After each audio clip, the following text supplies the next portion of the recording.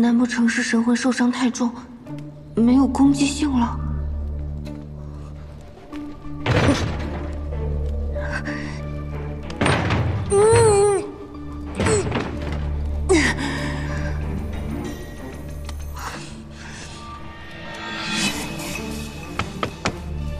师祖，我来救你了，开个门呗！师祖，司马娇，娇娇，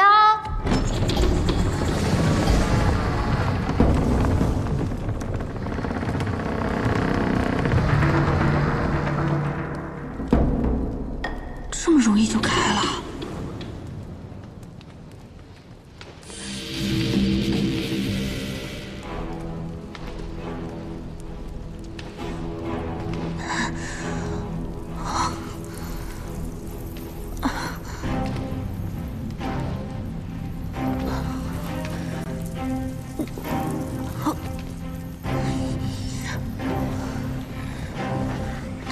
我的灵符怎么跟火焰山似的，时时刻刻这么难受，换我也得发疯。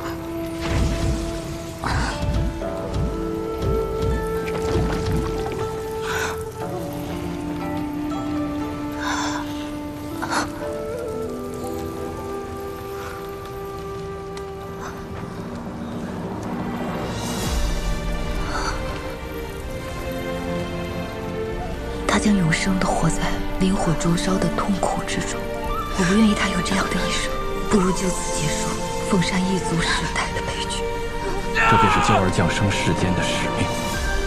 你若是莽撞行事，说不定会死的。司马娇，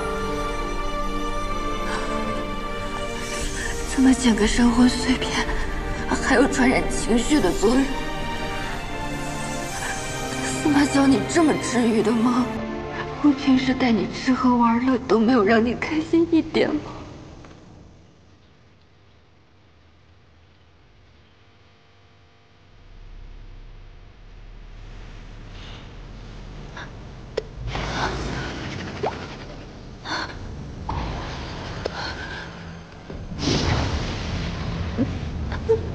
不要，不要，这是神魂内核。如果这个要是碎了，人就会彻底灰飞烟灭。不，停下，快停下！不要！我要怎么才能按住他？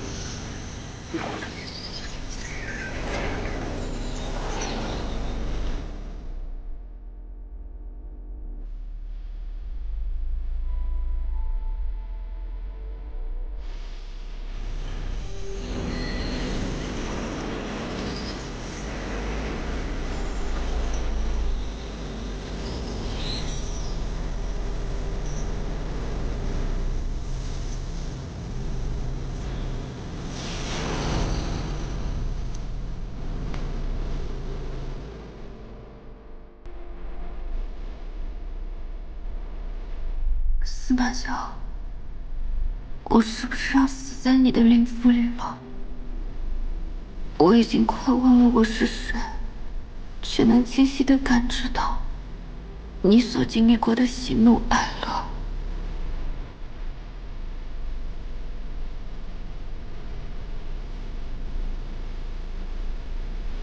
我说过，只要我不让你死，你就死不了。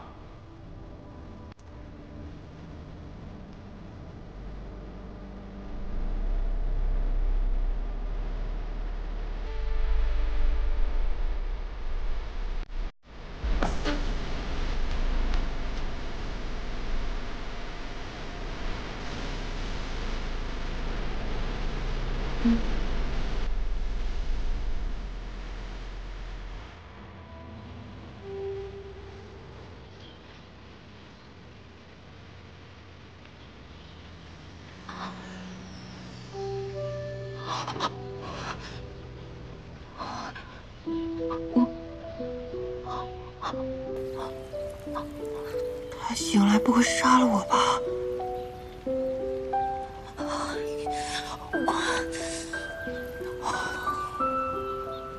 我就说你可以吧。现在他的情况稳定很多了，你再努力几次就搞定了。再努力几次，一次我都死去活来了。我以为你这么闯进去，神魂多少要受损的。现在看来，你不但没受损，还得了好处呢。你闭嘴吧，你个熊孩子！哼！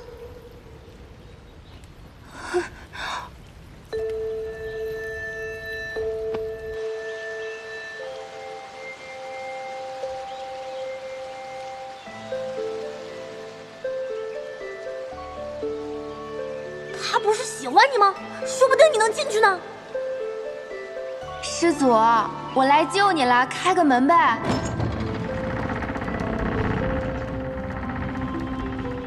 那不然你告诉我你的真实想法，我想听实话。因为我对你珍而重之，不想让你受丝毫伤害。他说不定有那么一点点喜欢我呢。哎呀，不，太膨胀了。人生3大错觉之一就是对方肯定喜欢我，10有8九都是自作多情。清醒一点，清醒一点。对方可是活了起码500岁的老祖宗，怎么可能喜欢我呢？就算你喜欢他，他也不会在意你那点喜欢。你区区一个筑基期的小修，跟我谈喜欢，你真可笑，日日挂念着情爱，怪不得你们那里的人修为毫无精进。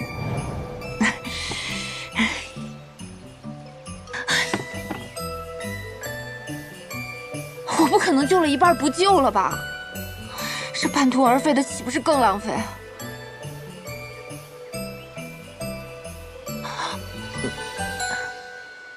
哎呀，我好人做到底，送佛送到西。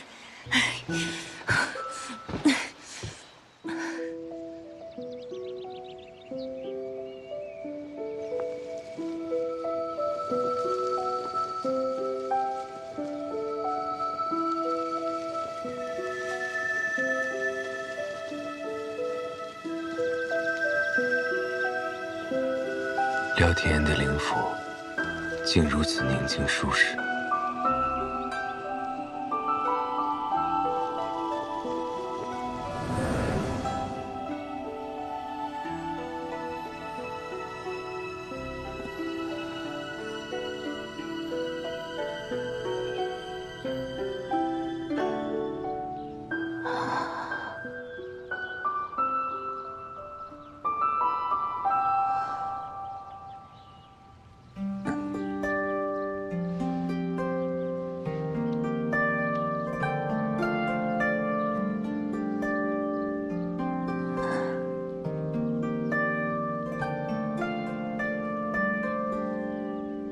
我之前好像都没有怎么认真看过你的容貌，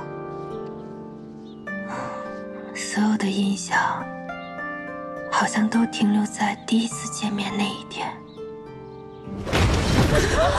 当时我旁边那个人的尸体倒下了，血溅到我的裙子跟手上，我冷汗都吓出来了。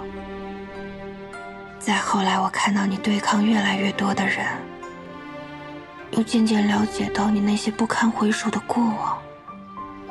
我遭受过的痛苦，都要一一讨回来。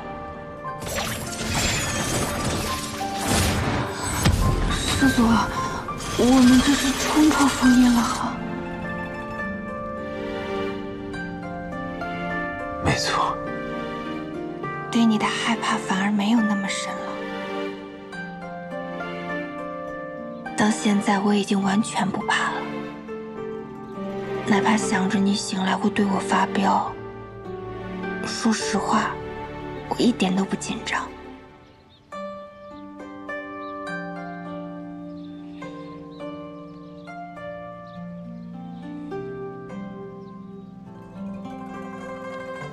这么柔的耳垂，怎么没生成个有妇之人？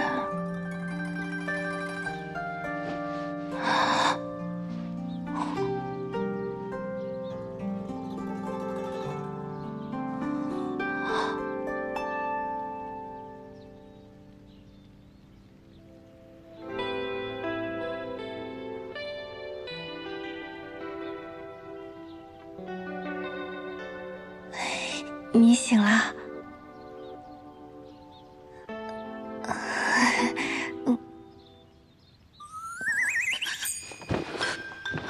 目前这个问题很难跟你解释。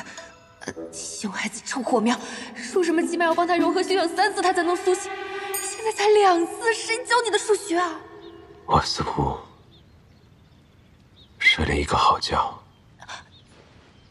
那可能有我的功劳。你胸口的伤也快好了，这灵药可真好使啊！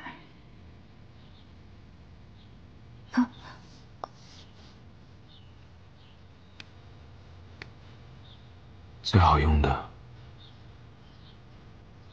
不是灵药。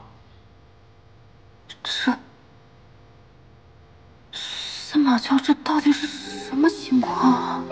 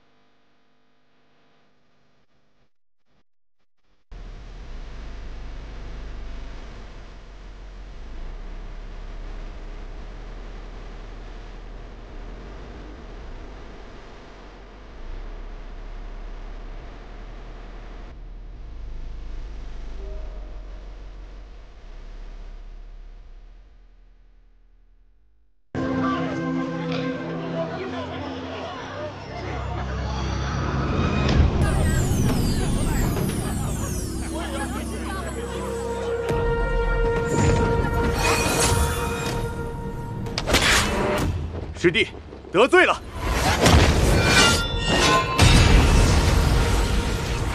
师叔，你那可是凤山血凝花，一片血凝花可长1000年修为。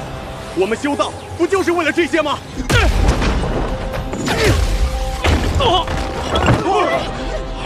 就为一片花瓣争得你死我活，8大宫的公主们对此也无动于衷，就这么冷眼旁观吗？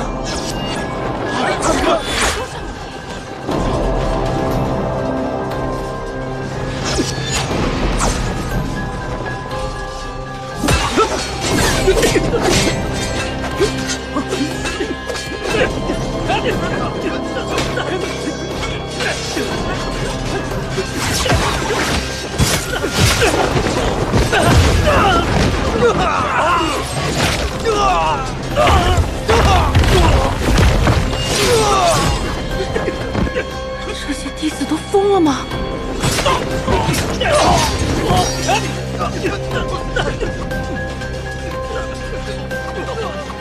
不过是比试，他们怎么自相残杀？跟刚才客客气气的完全是两拨人。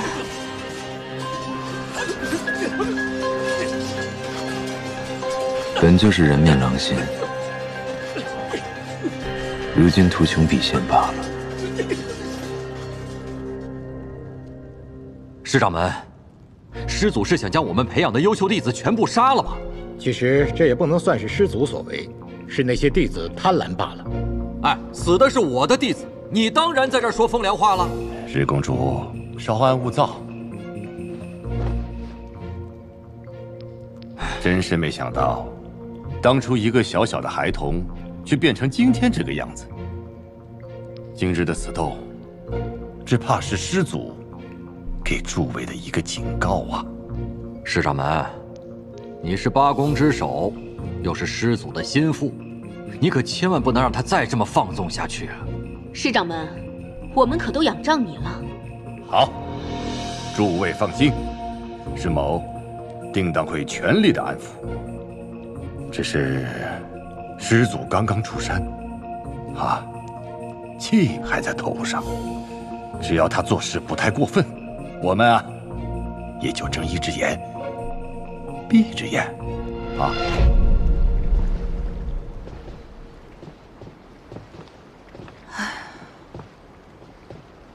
想说什么就说吧。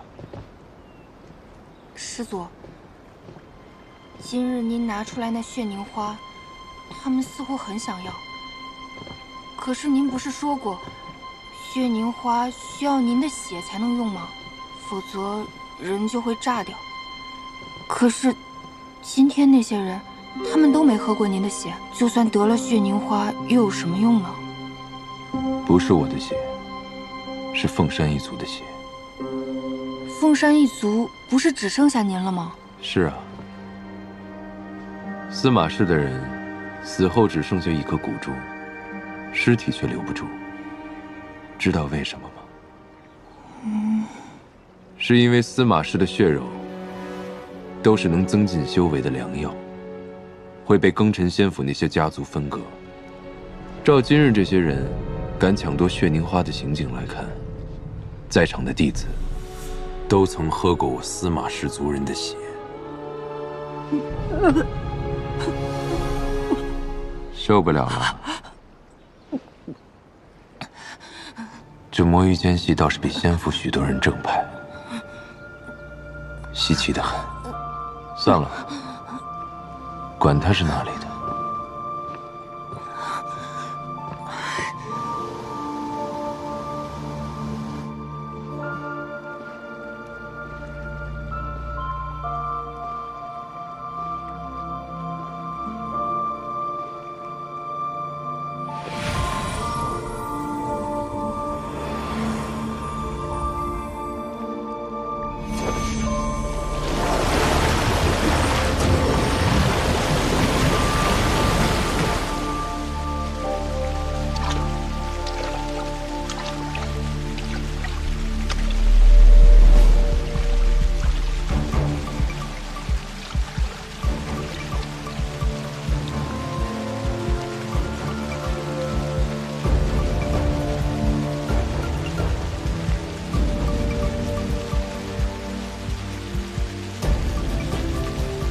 我们做错了什么？不过是同门师兄弟留有余孽而已，有违道义。血凝花和张千年修为，不就是为了这些吗？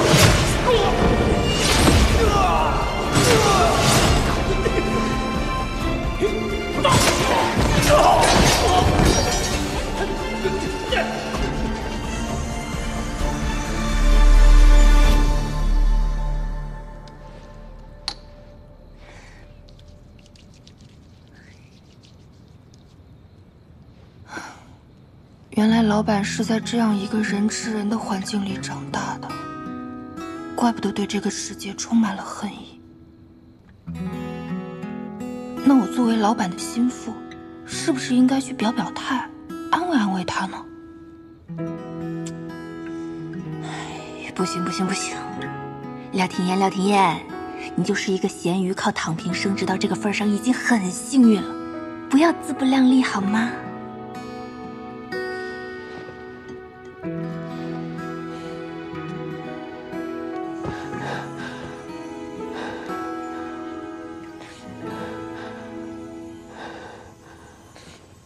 老板，您怎么来了？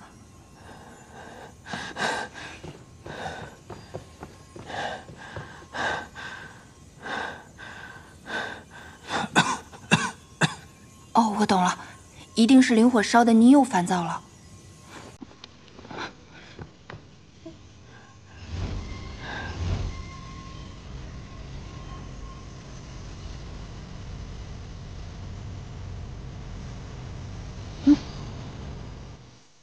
怎么回事？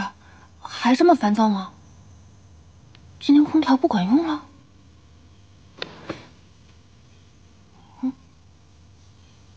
你去睡吧。这有点像老板还在加班，却跟我说你先下班一样，那么离谱。那我去睡了。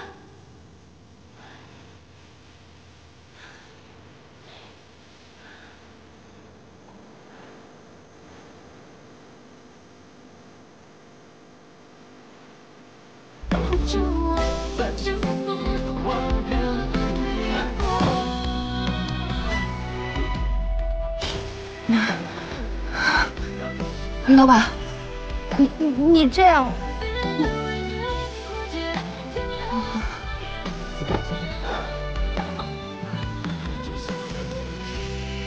这样睡得好吗？毕竟这份工作的福利太好了，迁就老板一点也是应该的。司马娇这人应该是个不近女色的事业品，他爱待着就待着吧。果真，它不仅能缓解灵火带来的灼烧，也总能莫名平息我的怒火。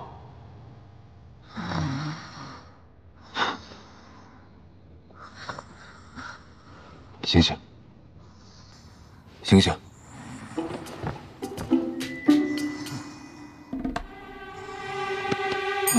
起来，不许睡了。请问有什么事儿啊，亲爱的老板？能不能体谅一下美人的暧昧之心？睡眠不足，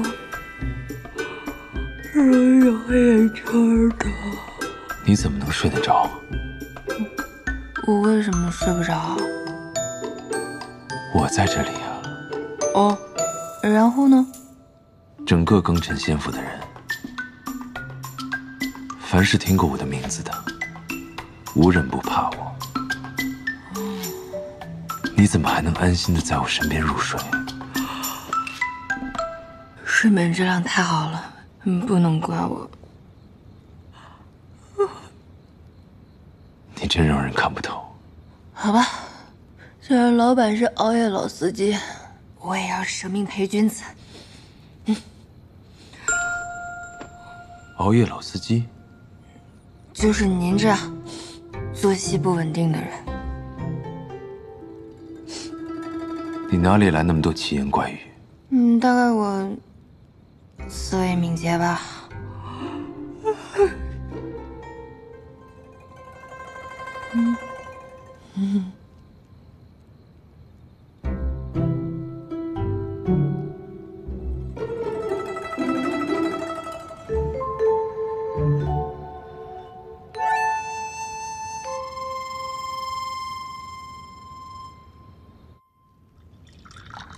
父亲，我听说司马娇让弟子们100人死斗，死的都是8大宫的得意门生。其他公主对此有何意见？是否有对你施压？他们当然心存不满了，但暂时还不会公然抗议，毕竟谁也不想惹怒司马娇。况且还有天无涯和我相互配合，只要不杀到我们头上来，师祖杀几个人又有何妨？他若真想全灭了我们，自己也会两败俱伤，讨不到什么好处。况且新的公主也是刚刚上任，现在形势不稳，他们这都也是有些怨气。我已经安抚下去了。父亲，那我们就随着司马娇这么胡闹下去吗？长此以往，8大宫恐怕会脱离我们掌控。司马昭被封印了那么久，心中的怨气难消，那总是要处理些人，平复一下心绪吧。再说了，死的都是些弟子，他想杀便杀嘛。如今他虽狂魔，但是至少我的话他还是能够听进去几句的。我们只要小心谨慎地照料着，在大计没有完成之前，我们既要稳住八大宫为我们所用，也不能让司马昭太狂。师祖，各大宫的弟子已赶至武斗场，还问今日的死斗何时开始？为了血凝花，他们连命都不要了。我看诗千旅和八大宫那些人，根本就不把这些弟子的命放在眼里。上次死斗之后，那诗千旅居然只稍作安抚了一下，就将此事化解了。看来这八大宫内有诗千旅的内应。内应？会是天无涯吗？只有他与诗千旅走得比较近。白鹿崖的灵脉本应由诗氏看管，看来诗千旅是给了他一些甜头。什么？难怪他最近的修为长得这么快。近日听闻已至合体期，诗千旅也太可恶了。这些灵脉又不是归他诗千旅所有，他就是一个看门的，凭什么替师祖慷慨啊？天无涯，好熟悉的名字。父亲，司马昭的修为增长如此之快，不会有朝一日挣脱这锁链吧？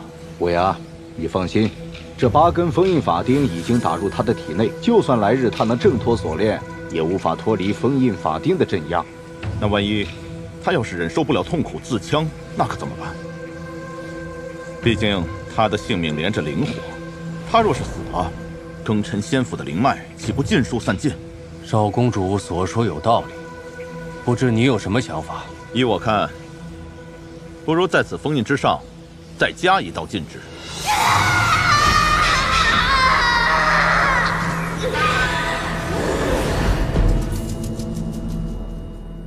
你方才说他修为几何？天无涯的修为刚步入合体期。今日有宴会吗？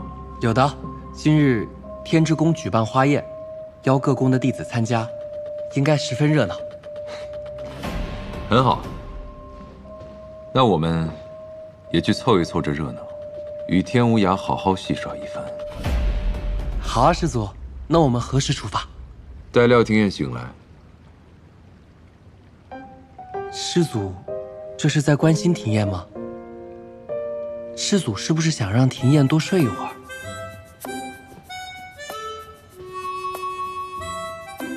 你现在也敢胡乱揣测我的心思了？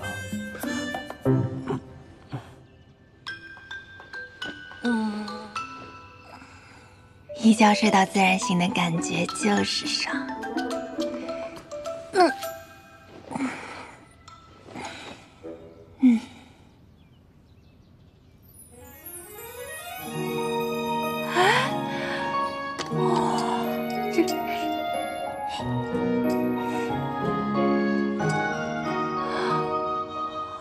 让我看看，又送来什么漂亮衣服？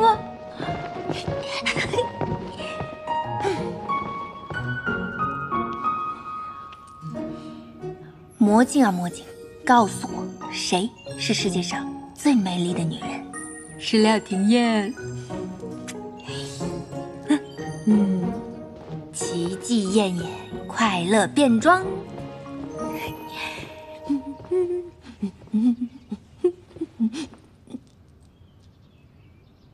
老板，走。昨天才刚加过班，今天能不能不要加班了？什么是加班？就是像您现在这样，要我24小时待命。所以你不想跟我走？也不是不想。为什么不想？怕看到死人。一个魔域的人竟会怕死人？不去就先杀了你。您等我换个利索的衣服。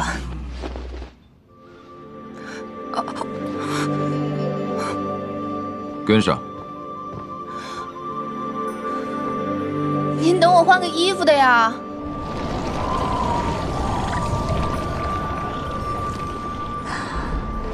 这满园的果香。老板，我们这是要去哪儿啊？去杀人。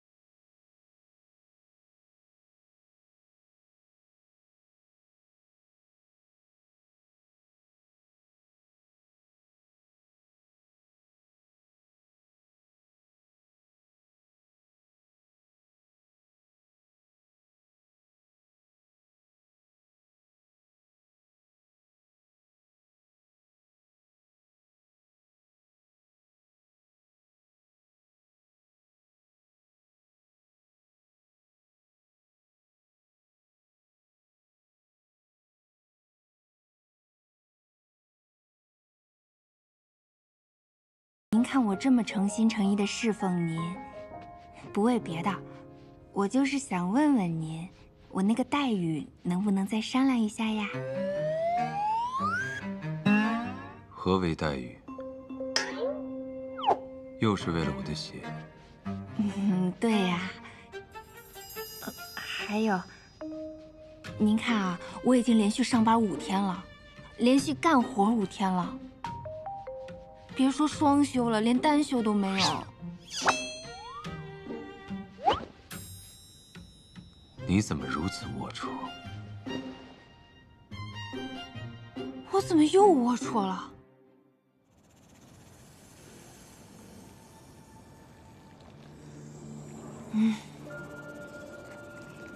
讨好老板真难。早知道之前就在职场里多跟同事学2招了。那魔域间隙为我缓解了不少灵火带来的灼烧，或许我可以强行破除封印。司马萧，你疯了吗？